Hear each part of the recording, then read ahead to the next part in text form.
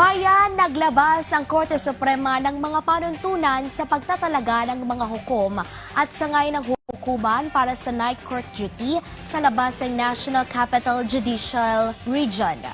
Layunin ng night courts na tugunan ang mga agarang usapin tulad ng mga petisyon para sa piyansa mula sa mga pag-aresto sa gabi at mapabilis ang paglilitis ng mga kasong kriminal na kinasasangkutan ng mga turista. Sa ilalim ng mga panuntunan, ang mga itinalagang hukom at kawani ay maglilingkod mula alas 5 ng hapon hanggang alas 11 isang beses kada linggo na may karagdagang insentibo at overtime pay.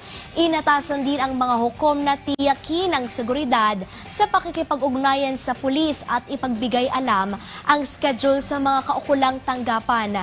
Pinahintulutan ng Korte Suprema ang Office of the Court Administrator na ipatupad ang mga panuntunan at inatasan ang lahat ng mga hukom na mahigpit na sumunod sa mga ito.